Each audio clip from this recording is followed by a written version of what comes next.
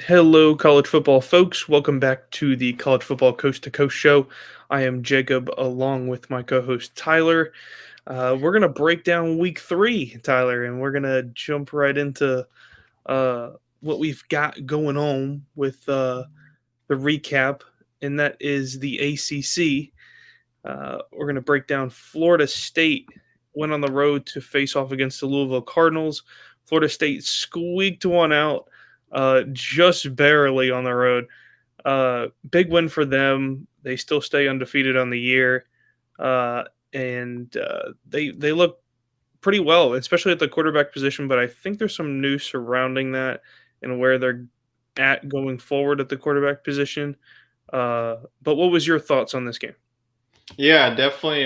Jordan Travis going down was the story in this game. But Tate Rodemaker really did a good job coming in as the backup. But I think this was definitely a huge win for Florida State. They already got that big win against LSU in New Orleans, and they're starting 3-0. So this is a team that, as I've said it many times, the ACC is wide open this year. I mean, Clemson's not a for sure bet. They have a tough road game this weekend that we'll talk about in Wake Forest. But this was a really back and forth battle. This is really what I expected. Louisville has Malik Cunningham on the other side, and he was able to find some open holes in that Florida State defensive line. They really had trouble against defending the run against Louisville. But, I mean, Louisville's defense didn't really have an answer. With Jordan Travis, they did really, shy. Like he can be a good quarterback for this Florida State team. I'm hearing that Jordan Travis is going to be okay going into this weekend's matchup. He should be ready to go. But I think that let's see. Let me look at their schedule actually. So they play Boston College this weekend. So I would probably ride with Roadmaker one more week, and then Wake Forest the home game. That would be a big game. So I think you can get like one more game. I just know that you need Jordan Travis to be 100% for Florida State to have your best chances of winning. So if Roadmaker can beat Boston College, and then you can pass it on the torch to Jordan Travis if he's not 100% healthy. Yeah, for sure. I mean, the what I see from Jordan Travis, I mean, fantastic quarterback, young quarterback, Yeah. uh, unbelievable throwing power, a great sense of where he is in the pocket. So I think Florida State's got somebody there that they can build with, and definitely have the offensive weapons. Wide receiver that they have is 6'7". That guy had a game, let me tell you what. And when your guy's 6'7" and he's up against a 5'9" corner, it's all you got to do is throw the ball up, and You just lob it up, and he's going to catch it every single time. he's I gonna mean, catch it. So easy. yeah, so they have a good receiving core there, and a decent run game there as well. My problem with Louisville is they're too one dimensional. I think Malik Cunningham is a great player, but I just think that they rely too much on his legs, and it really takes away from their wide receiver core and their tight end core, and the rest of their core on the offense. So I think it's their defense is fantastic. Don't get me wrong, but as far as offense goes, I think they need to rethink about what they want to do within that offense. I just think there's too much on his shoulders. Moving on from that game and going to Auburn, Alabama, we're recapping Penn State, number 22 Penn State, against the Auburn Tigers. Penn State went in and absolutely dominated Auburn on the offensive line. Line of scrimmage battle was not even close. 41-12. Tyler, are you surprised at the point spread on this? And what does this do for Penn State going forward and Auburn as well? I'm not surprised that Penn State won this game, but I didn't see them win nearly 30 points. I mean, we saw, Auburn, they did their orange out, they packed out the stadium, and then Penn State sent them home. By the third quarter, all of them were going home. So no toilet paper were thrown on the Tumors corner this go around as Penn State absolutely dominated this game. Nick Singleton, I mean, he might be like the freshman player of the year in the Big Ten. He had 2 touchdowns and over 120 yards on the ground. So, I mean, this is a Penn State team that looked kind of sluggish in their first game against Purdue, and then they just keep rolling and rolling. This is like the identity that Penn State has known them for. So, I mean, if you can hang 40 points against an SEC defense, Auburn has a young bunch, but I mean, they're still a good defense in the SEC. So, I think that Penn State, I had them at 9 wins before this season, but look at their schedule. I mean, their only really tough game that I see on the road is Michigan. Michigan State kind of fell off this weekend against Washington. I think that Ohio State, they get them, this could be a team that can sneak into the playoff because whoever wins the Big Ten East is going to win the Big Ten championship. I don't see anyone really from the Big Ten West contending them. But yeah, this is definitely a concerning loss for Auburn. I think that Brian Harsin is going to be the next one out the door. We saw Herm Edwards out of there. Scott Frost get canned. So I think that Auburn, it's just a matter of weeks or days that Brian Harsin gets fired. But yeah, was a really good game for Sean Clifford as well. I know that you don't really like him, and I know that Penn State fans don't like him, but he brought that veteran experience on the road to the Plains, a very hostile environment. I mean, he had to do enough. He didn't even have one passing touchdown. He did it on the ground. But, yeah, this was a really complete game and definitely the best game that Penn State has put on the field in 2022. Yeah, I think going forward, I think this game's a good sight as far as what there is to see in the next couple of weeks. I mean, you go and your next month of football is tough. Yeah. So I think getting off to a fast start is key. I think this was placed right in the schedule in order for them to succeed later in the season in these next 3 weeks or so. So I think it's a good spot and for them. And as far as Auburn goes, yeah, this could be the start of a big decline. And I don't know if we see their head coach out the door yet, but it could be a case where it could be one more season and that's it. And that might be a short leash, people might think, but to produce in the SEC, I mean, Tyler, so you have to produce in the SEC if you want to keep your job. They'll get rid of you as fast as they get you. I mean, it's a demanding job, but both teams are trending in opposite directions. Yeah, absolutely. I think that Auburn fans, expect greatness. They see themselves like alongside, in Alabama, LSU, and Georgia. I mean, Auburn, it's been a while since they won the national title, obviously in 2010, Cam Newton.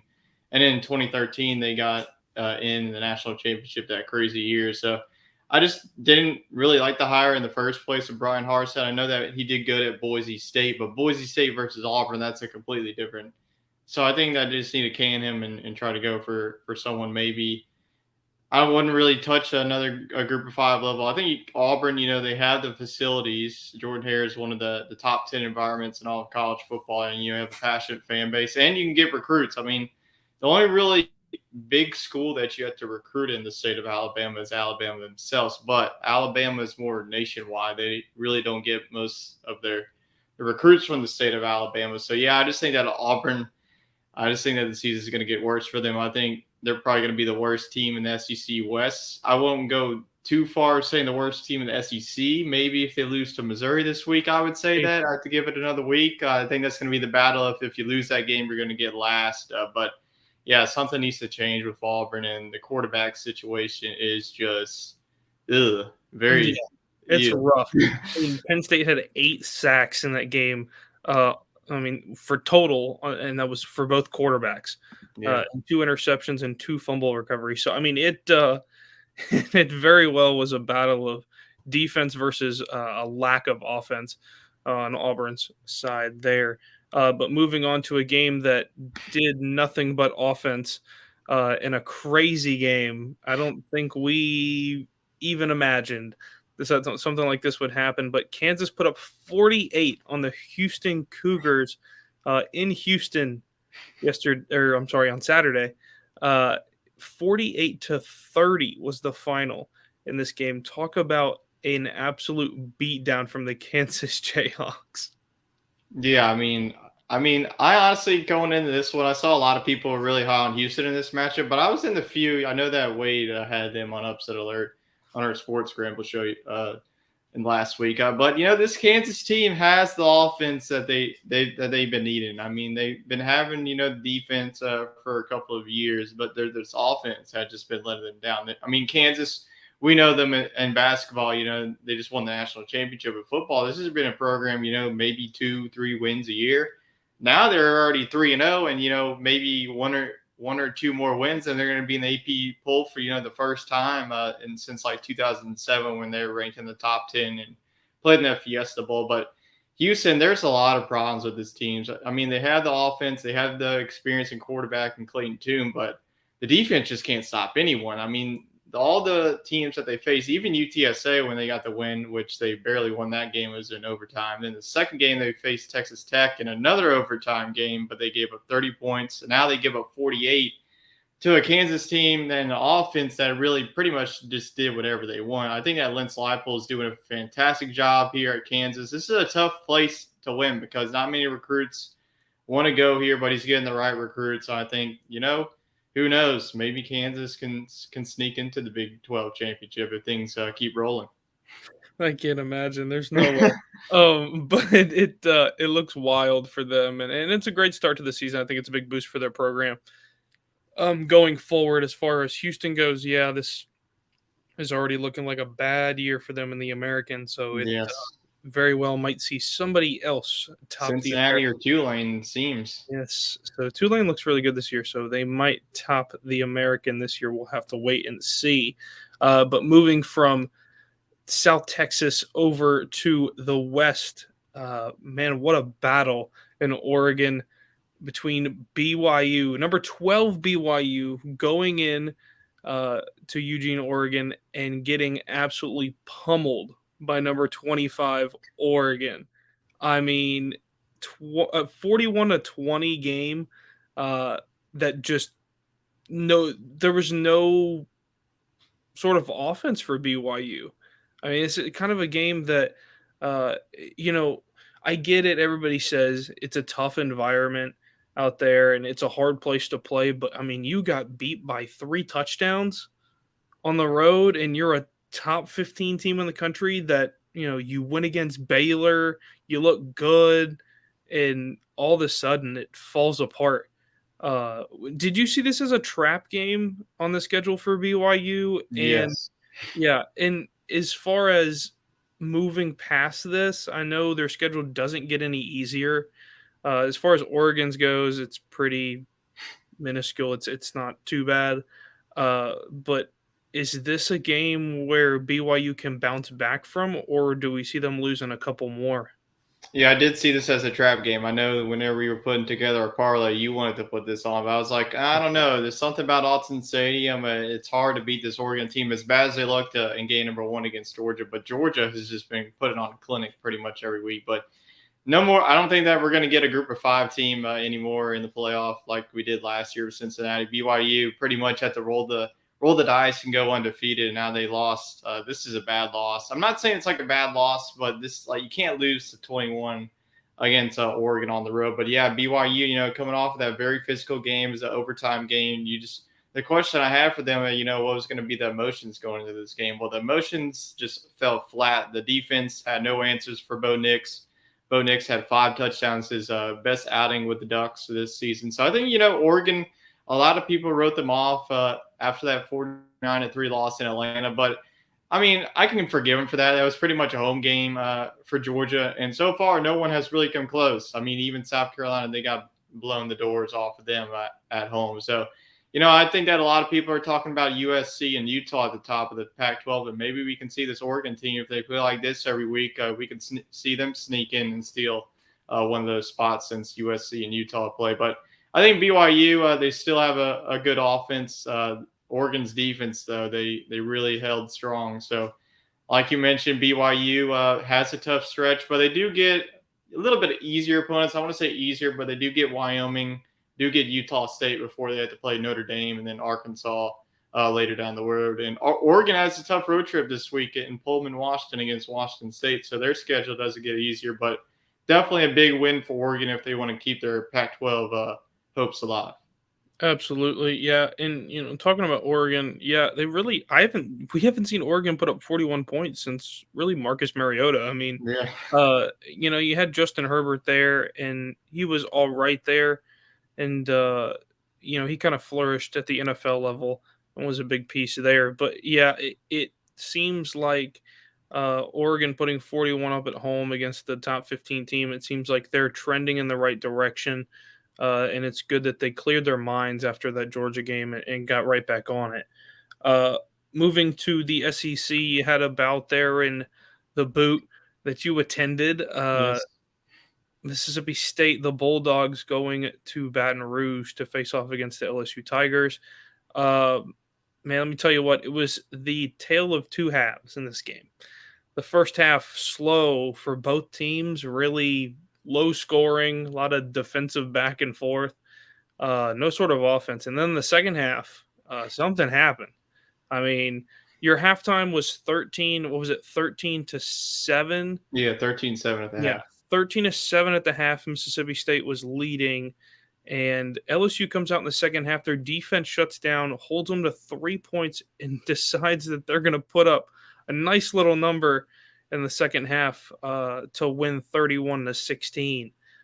Great win for them to start the SEC. Really deep SEC play beginning, and it looks like Mississippi State. I thought they would keep this game really close, but just came out flat in the second half. Yeah, like you said, this was a tale of two halves. Mississippi State, their first offensive drive was a good one for them. Jaquavius Marks busted out a 37-yard touchdown run, and just like that, it was 6-0 because the kicker missed a PAT. That was a big one. But then they scored again. It was 13-0. But I think the big thing was that LSU was able to strike before the half to really cut into the lead and give them a chance trying to fix some things, and that's exactly what they did. Jane Daniels found Jeray Jenkins in the end zone. And then in the second half, I think this was the most impressed that I've seen of LSU defense in the past couple of years, because LSU's defense haven't been the same identity. But I think that Matt House really had a good game plan.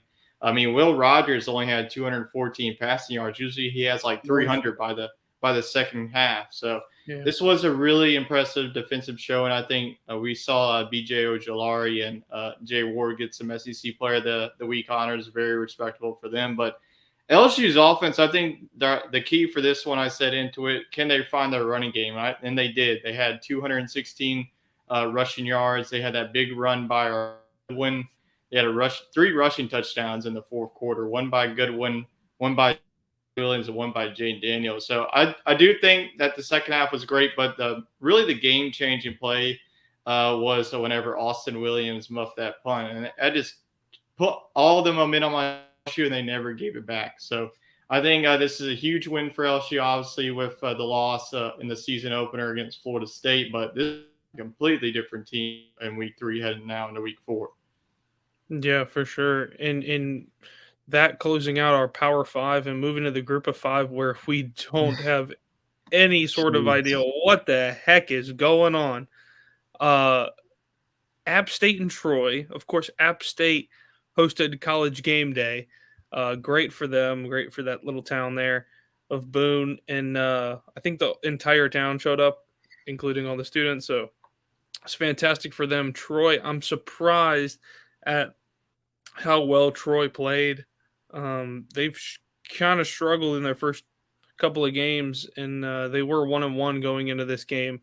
But App State, coming off that big win against Texas A&M, comes into this game flat, and they struggled. And you go into the second half, they start scoring, and we get down to the end, and Troy is winning this game, and you think it's over until Chase Bryce decides he's going to launch a 53-yard bomb to the end zone. It ends up about 10 yards short, and ends up getting tipped to a App State receiver, and he just waltzes right in for the game winner with zeros on the clock.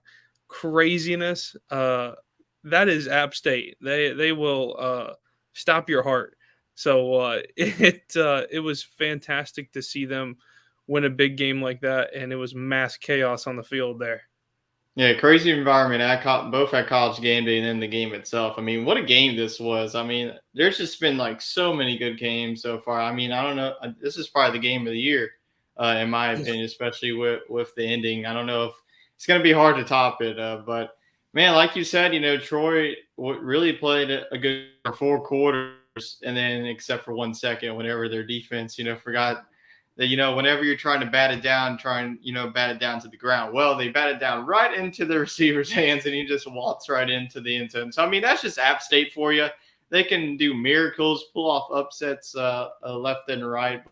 Like you mentioned, I mean, Troy, I know that they're 1-2 now, but they played this App State team tough, and they played Ole Miss tough in the season opener. Ole Miss just absolutely ran over Georgia Tech this past weekend. But Sun Belt, Fun Belt, baby. I mean, crazy things just happened. I mean, we almost saw South Alabama pull off another upset against UCLA, but UCLA was able to nail a field goal. But even in the loss, I mean, it's hard to pick who's going to win this conference because you have like Old Dominion looking good, App State looking good, South Alabama looking good. I thought Louisiana was looking good till they lost to Rice, so I might have to boot them out. But I mean, Georgia Southern is a tough team too, so who knows? Like it's this like whoever wins could either have like 2 or 3 losses in the conference. I think everyone's just going to beat up on each other because that's how good this conference is this year. Yeah, I think everybody has their pros and cons, and I think they're going to duke it out big time this year. But yeah, that was a nuts game. Yes. And I think App State, talking game of the year, I think App State has 2 different berths for game of the year. Week 1 against North Carolina. Yep. I mean, they could on be the making wrong an end. appearance in that, yeah, on the losing end.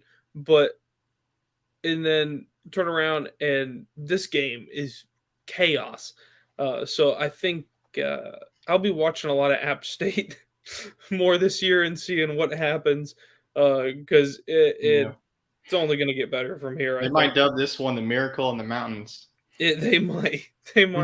Yeah, you might have to start a little documentary on that, Tyler. But moving on from the recap, the only thing left to recap is some changes we've seen in the top 25. A lot of people moving around all over the place, up and down, left and right. I mean, who's your big mover for this week?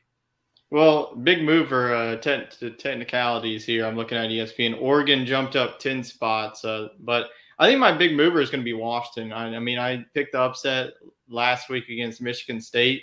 I think with Michael Penix, this offense has a new identity. I think that the head coach is buying in. The players are buying into this program. I mean, Washington, back in the 90s, early 2000s, this was a team to be reckoned with. I think that we're seeing a type of offense, with Jake Browning that we saw a couple of years ago. So I think, this Washington team, we talk about Oregon, USC, and Utah.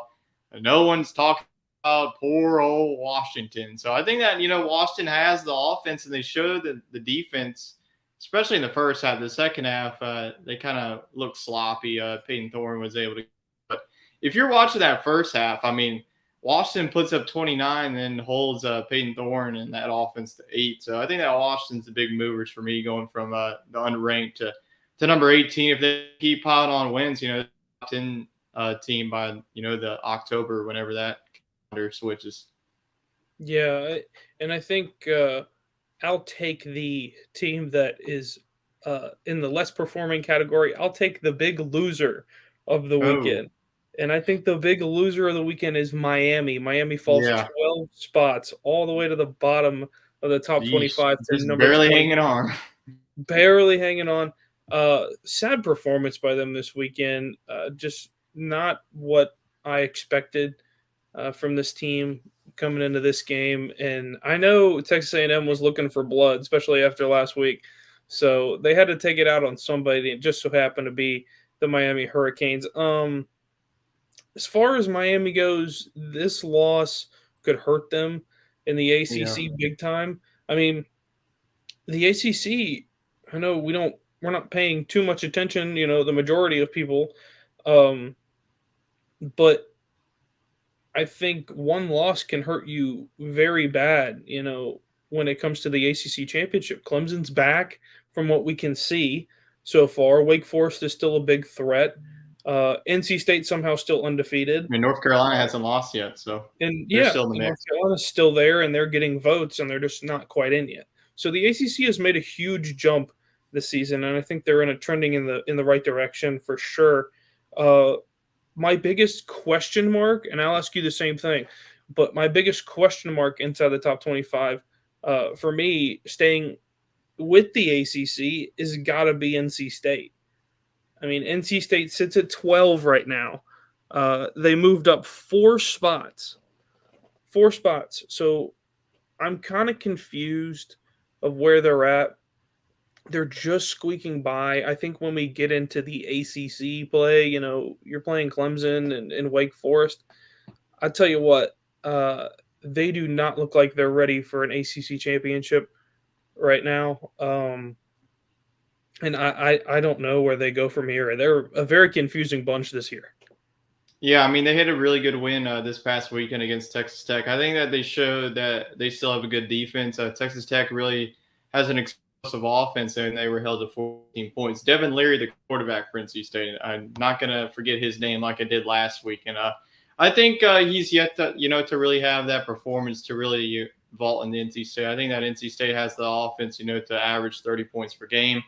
They will get a tune-up this week against UConn. I do not see this one being close. As you see, the point spread is 38.5 of the Wolfpack, and then this is when your schedule really gets tough. I mean, you have a stretch of Clemson, Florida State, and Syracuse in 3 straight weeks. And Syracuse is a team that we also haven't really mentioned. They're 3-0. They got a big win against Purdue home in the Dome. So I think that, that Syracuse could be a team that can maybe sneak up on you, because I know that Dino Babers and that squad always pulls off an upset, especially they love to play the Clemson Tigers close. And so I think that the ACC is wide open. Yeah, absolutely.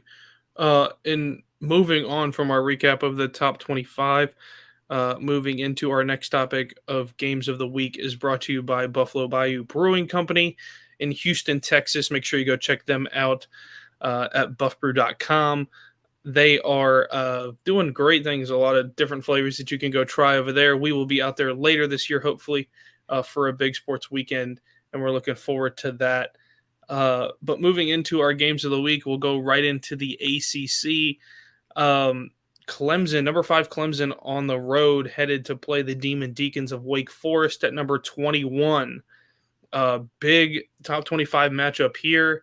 My thoughts in this game are, does Clemson have the offense in this game to match Wake Forest shot for shot in this one, or is Clemson's defense going to have to save them against a very good quarterback in offense of Wake Forest?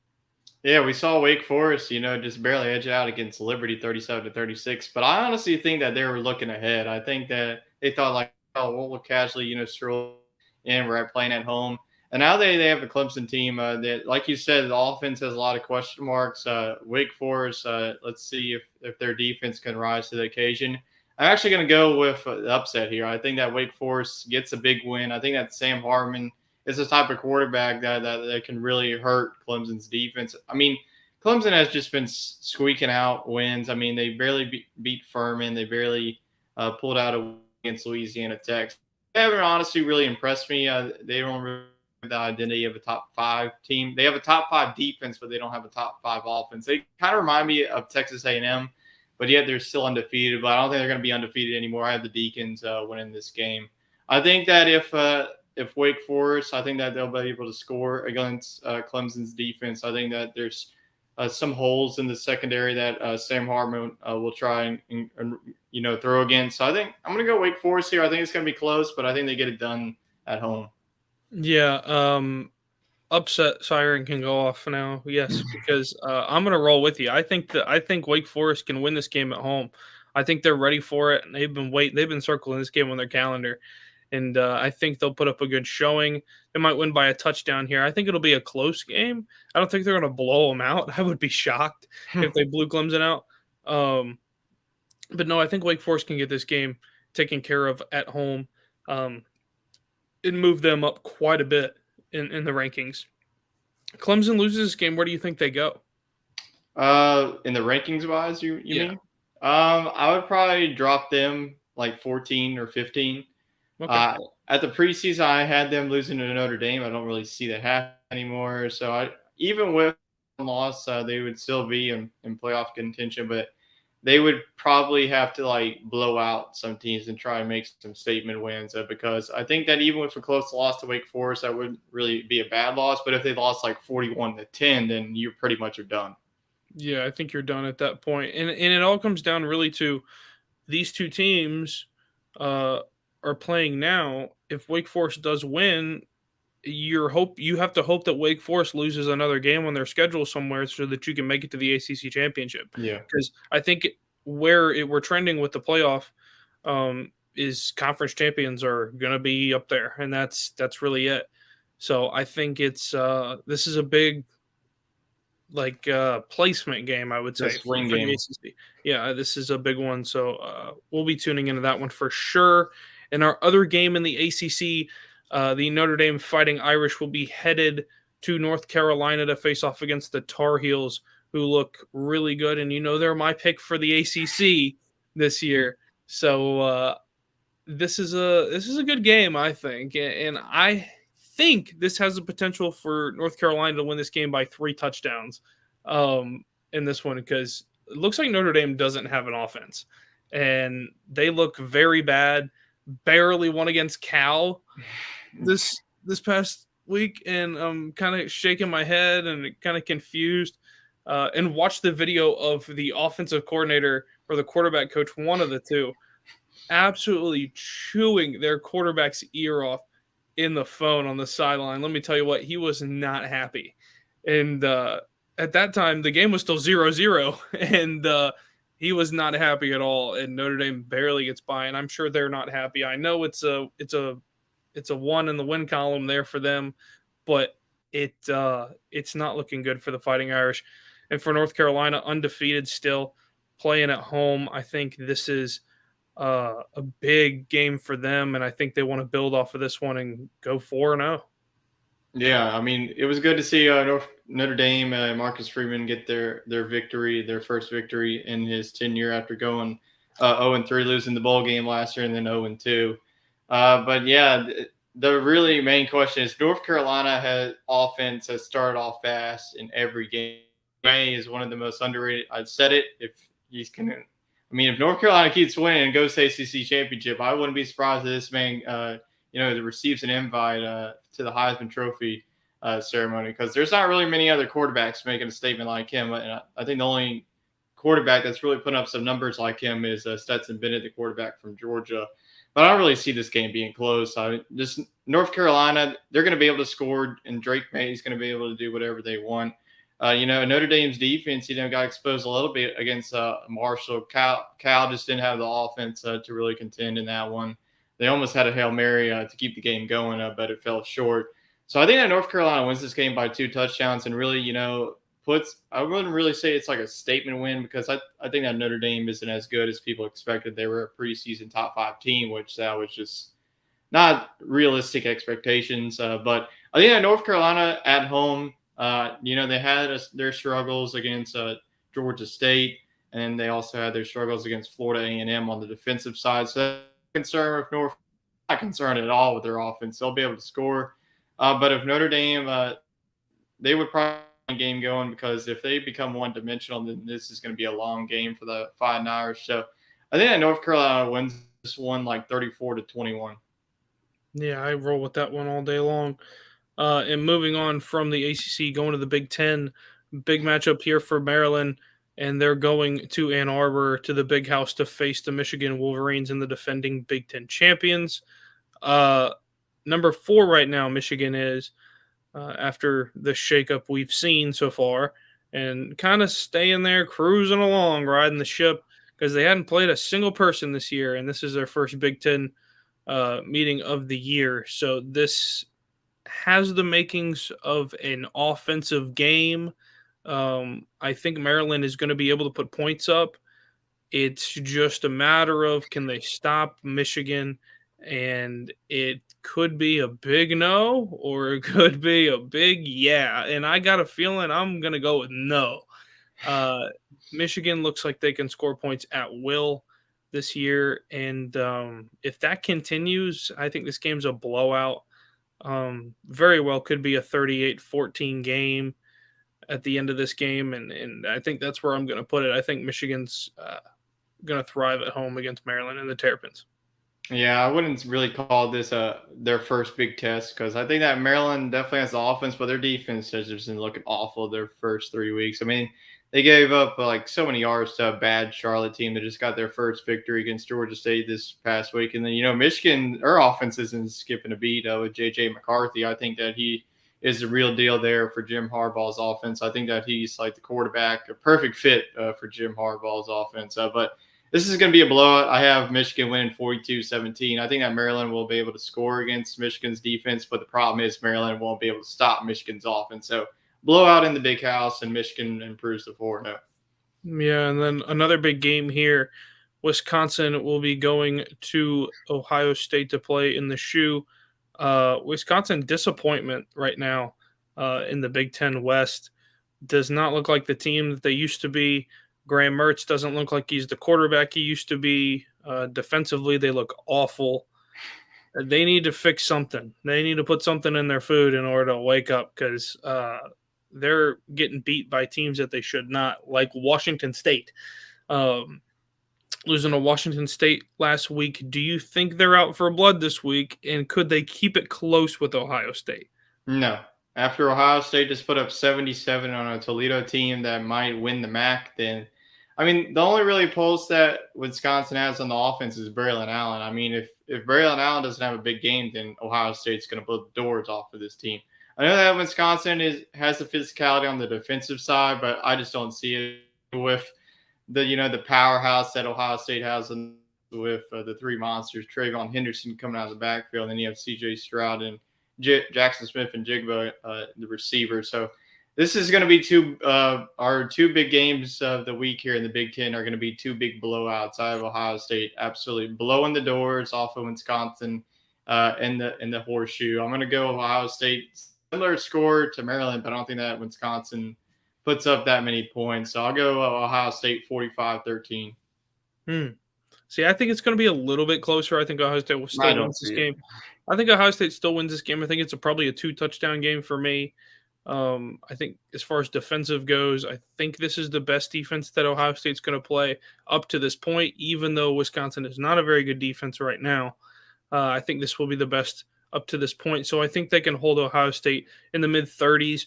I'm going to go 35-21 in this game. I think it's possible they keep it to 14 points. So I think that's where I'm going to put it. I think Ohio State still rolls. And Wisconsin just sad, in my opinion, this year. Moving on from the big to the next big, and we're going to the Big 12. Baylor has a date with Iowa State in the Cyclones. Baylor drops to 17 after their loss. They were at 9. They dropped to 17 after their loss to BYU a couple of weeks ago. And now they go to Iowa State. Has the makings of a really good game here.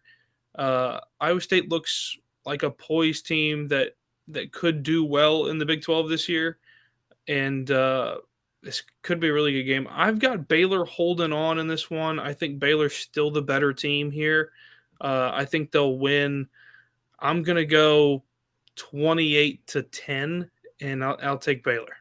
Yeah, this is going to be a defensive slugfest. I think that playing at Iowa State is definitely one of the most toughest environments of the Big 12. I mean, Iowa State at home has pulled off upsets. We saw it back in 2011 with Oklahoma State, and we saw it a couple of times with Oklahoma. So you just never know with this Iowa State team. You thought that they would, be better last year, Brock Purdy and Breece Hall, but it looks like they're better without them. I think that it's like this program is just better off of not having any expectations, like no one talking about them, just letting them do their own thing, especially with Matt Campbell there. I want to go with the upset here, but I just think that Baylor, I just don't see them losing a second game this quick in the season. I think they're too talented of a football team to slip up again. I think that they're going to be motivated from that BYU loss from 2 weeks ago. I think it's going to be a defensive slugfest. I don't think there's going to be a lot of points scored, but I will go with the Baylor Bears in a field goal game 24-21 against the Colognes. But I would not be surprised if we saw on Saturday night that Iowa State pulled off the upset because this team has talent on both sides of the ball. Yeah, they definitely do. I mean, they started the season 3-0 so far, getting a big win against Iowa a couple of weeks ago, and they look good. I mean, they look really good. Really good. Iowa State is the 2.5-point favorite at home in this game, which is kind of strange.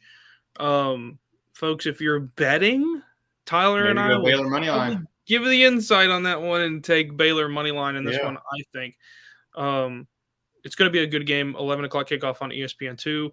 And moving to the second game of the Big 12, K-State is going on the road to play Boomer Sooner, number 6 in the country.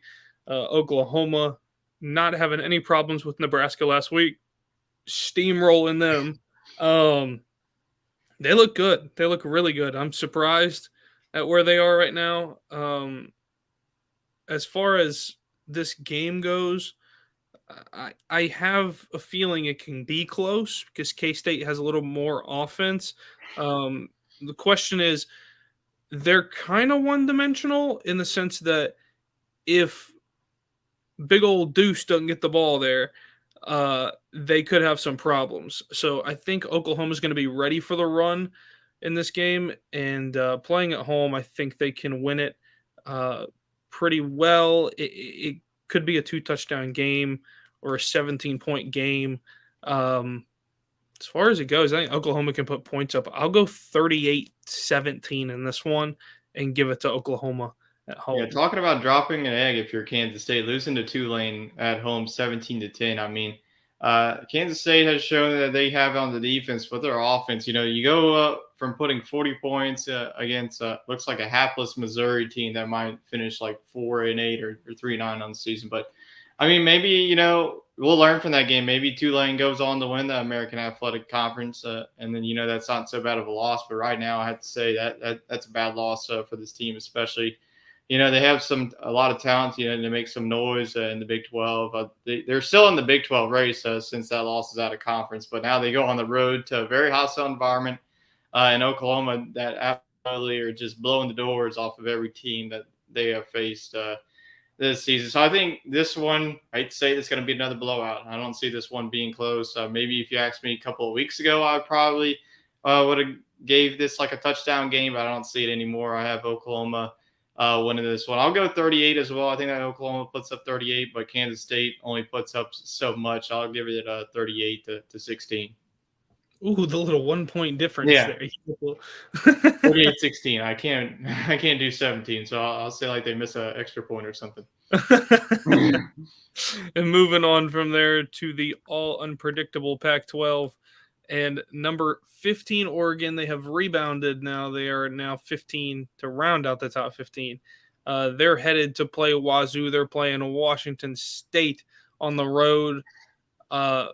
Has the makings to be a good game. Washington State looks like they can play this year. They look better this year than they have in a long time. The good old gray steel helmets will be out again. And I think Oregon wins this game. Oregon is, I believe, the 6.5 in this game. I think that they can cover a 6.5 on the road. It ain't that far. They're just down the road a piece. So it's going to be a good game, I think, offensively wise. I think this is an offensive game. Once again, it's all a matter of how many points can Oregon put up. I don't think they put up 41 like they did against BYU. That was kind of unpredictable. That was kind of weird. But I think they go win this game. I'm going to go 31-21 in this one. I'll give it to Oregon. They cover the 6.5. Yeah, Oregon very impressed with their performance last week in Austin Stadium against BYU, and they get a very, pesky bunch in Washington State.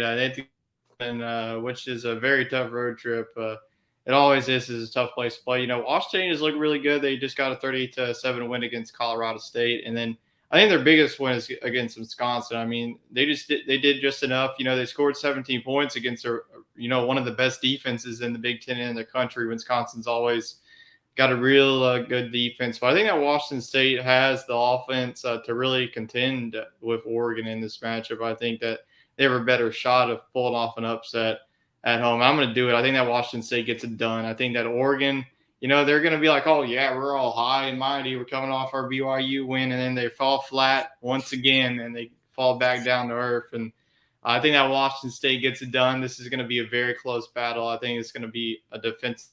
These are two of the best defenses in the Pac-12. So I'll give the Washington State Cougars this win. So they won't beat the Washington State Cougars. They beat the BYU Cougars, but they will not beat them. So I'll give Washington State to win 31-28, get a field goal game. Wow. That's big right there, especially for Washington State in the fall off of Oregon that you suspect. But our second game in the Pac-12 has all the makings of two undefeated teams so far, and 1-2 in the Pac-12 right now, and that is USC at number 7 and the all unpredicted Oregon State is currently undefeated 3-0 right now, and they're going to welcome the USC Trojans to their turf. So it's this game's interesting. USC is a 6.5 on the road against an Oregon State team that really ain't much that we've seen in the past. I don't know what's happened. I don't know if there's something in their Cheerios and all of a sudden Oregon State's for real. For me, I think USC covers the 6.5. I think it's probably better that it was probably be 13.5. It should be. So folks, please take USC to cover the 6.5, sprinkle a little on there. And I think the Trojans win this one pretty easily. I don't think they'll have any problem putting up 45 in this game. I'm going to go 45-28. I'll take the Trojans.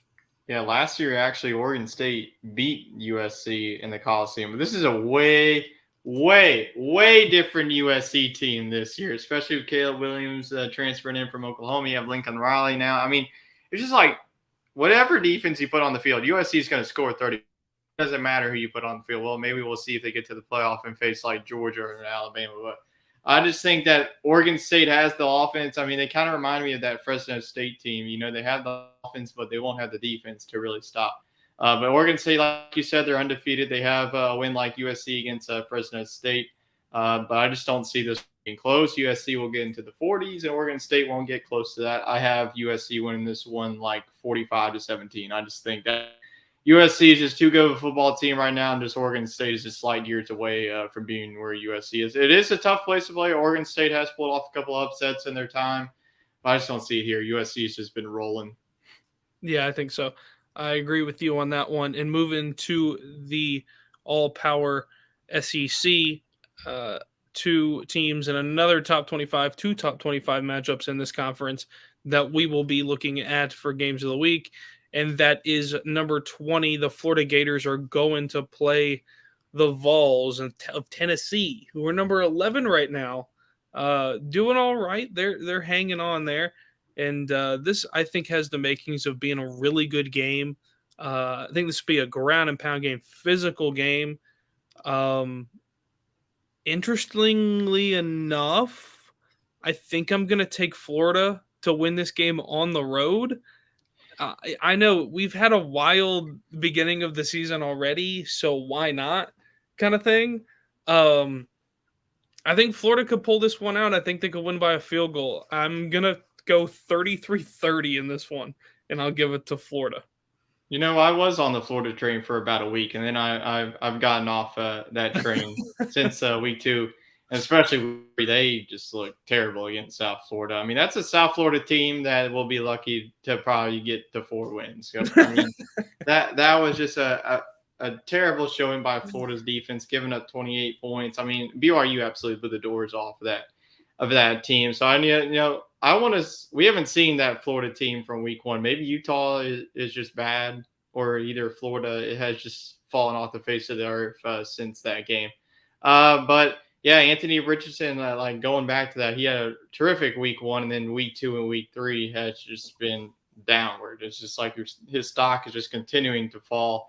But Tennessee on the other side, this is a team that I've been high on since the preseason and since last year when they showed what they could do. I don't think this one's going to be close. I think that Tennessee at least wins this one by 10 points. Florida's defense won't be able to stop Hendon Hooker. There's just too much talent.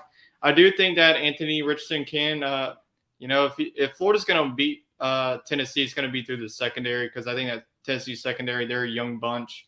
Their defensive line has proven those. So I think that if Anthony Richardson, he has to have a good game. He can't really throw any interceptions because you're just giving free points away to Tennessee team. College game day will be at this game. It is a 2:30 CBS game as well, so both fans will have to be on their couches for 6 hours. So with the commercials, I want to get your take of your 2:30 experience after this. But I'm going to go Tennessee in this one. Let's go 34-24. Yeah. Moving to the second game there with Arkansas, number 10 Arkansas. They've cracked the top 10. A lot of SEC teams in the top 25 right now. And Arkansas is a proven team right now that is undefeated. They will be playing in Jerry's World. I hate calling it Jerry's World. Oh, it's like you're going playing to in the Dallas. Park. They're playing in the Dallas Cowboys Stadium. Congratulations, AT&T Stadium. That's what it is. They're playing against the Texas A&M Aggies, who knows what they are anymore. Yeah, they are riding the waves. Let me tell you what. This has got the makings of a blowout. I think Arkansas can blow the doors off of Texas A&M. Physicality wise, scoring wise, I think they're a way better team. I'll take the Hogs. Let's see. 31-24. I think they win by 7. Much of a blowout. Well, I think it's going to be a blowout for the majority of the game. I think Texas A&M can get a late A&M comes back in like garbage time and scores. Sure. I think that's what I think that's what can happen in this one. Arkansas is way too powerful for Texas A&M. Yeah. This has been a rivalry series that's been dominated by Texas A&M in the past. But when Arkansas has been down and this Arkansas team has taken this A&M team to overtime. I think that Arkansas, just like going to the two offenses, Arkansas is here, A&M is down here. KJ Jefferson and Max Johnson, and me as an LSU fan, I know what the Max Johnson experience is. It's not very good. They did get a good win against Miami, but I just think that Arkansas's offense is light years ahead of Miami's offense. I think that Raheem Sanders is one of the best running backs in the SEC. He put up 2 touchdowns and their win against Missouri State. Arkansas did struggle with Missouri State, but this is probably another team that didn't really care about that team. Yeah, let's just get through this and get to the Texas A&M game still undefeated. So I think that, Arkansas's defense is no slouch either. You got Bumper Poole, the middle linebacker, who's one of the best middle linebackers in the country. And Texas A&M, I think that their defense will be able to hang around in this game for 3 quarters, but you'll see in the fourth quarter that Arkansas will slowly, start to pull away. I think that this will be a close game. It's a rivalry game. It's always been a close game. But I think Arkansas's offense is going to be too much. So I'll go with the Hogs as well. So Whoop Big Suey for me. So I'll give them the 31-27 win over A&M. I like that. I think, circling back, I think this rivalry is changed. And that being that, A&M is the 2.5 point favorite in this game. I don't know if it's because they're playing in Texas. Arkansas fans travel. This do. Might be advantage. Well, believe it or not, Fayetteville's just as close. Yeah. To Dallas, if not closer. I think it's probably closer. I think it probably is closer than A&M because A&M's pretty far down there. But I think this is one where you and I will take this 2.5, and I think we'll money line. Money line for the Hogs. But moving on from the Power 5 to the Group of 5. Our lovely one Group of 5 game that is half and half Group of 5. Half Group of 5, half Power 5. Once again. Former Group of 5. TCU was a former Mountain West and a WAC team. Yes. So TCU... The Horn Frogs, I believe. Yes, Horn Frogs. Yes. Playing the SMU Mustangs. This game, over. Look, guys, there wasn't much of a Group of 5 week this week. It's kind of, and it's going to just fall off the face of the earth. I don't know. Once we get the conference play, we'll have some really good Group of 5. Yeah, we'll have some great ones. But this upcoming week, this is like the Big Ten last week. Yeah. And it's going to happen, I think, for one conference probably every week for a little bit. And it just so happens to be TCU at SMU. Tyler, I'll let you take the game first to see what you think, because I'll have to formulate my opinion after you. The TCU's, they have this is an interesting storyline. TCU no longer has Gary Patterson. They have Sonny Dykes, who is the former SMU head coach. So Sonny Dykes goes back. So I think that TCU is going to be really motivated. This one's you could even see SMU team motivated because your coach left you for TCU that's just down the road from you. Literally, it's just like a couple blocks away. But this is going to be a really good game. If I don't know what the over is, but take it because both offenses can score. But I'm going to go with TCU. I think that TCU is the more talented team in this one, but I think that SMU keeps it close throughout. But I'm going to give the edge to TCU. I'll give them 41-38 over SMU. So you think that you would take the over in this game because the over-under is at 69.5? No. That might be too much then. TCU, they did show their defense in week 1 against Colorado, but everyone has shown their defense against Colorado. So I think that this will be TCU's really first big challenge side against an SMU team that can score points. These are both undefeated teams, so I think whoever wins this one, TCU. I think that a lot of people aren't really focusing on TCU. I think that could be a team that can, on the Big 12 and end up in Arlington by the end of the year. Yeah, I mean, this game is even. Hard to believe. Even. Pick'em game. All right, TCU. So yeah, I'm gonna go with SMU. I think them playing at home. I think they're the better team offensively. I think that makes the difference. I think their defense can make up for the offense. I think that it'll work out. I think it'll be a close game, as it's predicted to be an even game. I think it'll be close. I'll take the over. I mean, it's a lot at 69.5, but I'll take the over, I think. I could see this one going to overtime. Yeah, I'll go 42-38 in this one. Okay. So just one up for me then. Yeah, I'll take SMU in that one. But moving on from that, guys, we'll move to the news. But first, our second sponsor of the episode, and that is Righteous Felon Jerky. Go visit www.righteousfelon.com. Use promo code OCSN for 15% off the best beef jerky in town and around town and all the way around. Bring it around town. Yes, so I just ordered some today, so it'll be here soon enough. What flavors you got? I've got the original hickory one because, you got to go with the OG one. Oh, yeah, definitely. So I got that one. I've got the barbecue blues one, I believe. And then I went with the Victorious BIG. So those three are the ones I went with.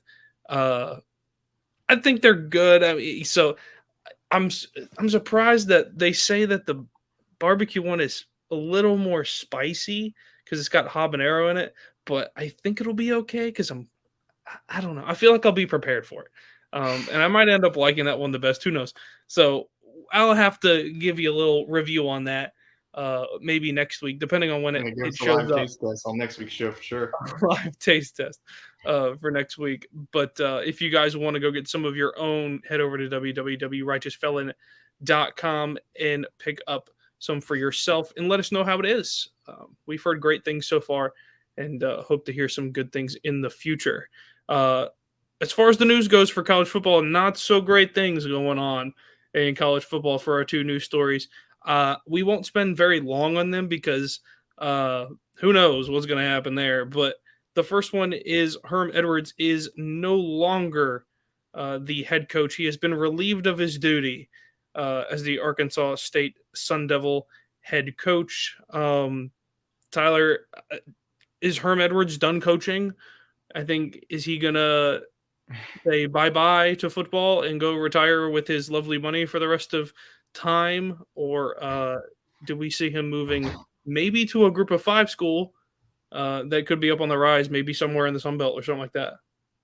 I think I don't know if I want to say that he's done coaching. I think he'll probably go back to NFL Live and ESPN of being an analyst like he was for so many years working with ESPN before he took the job at Arizona State. But yeah, this has been a rough start to the year.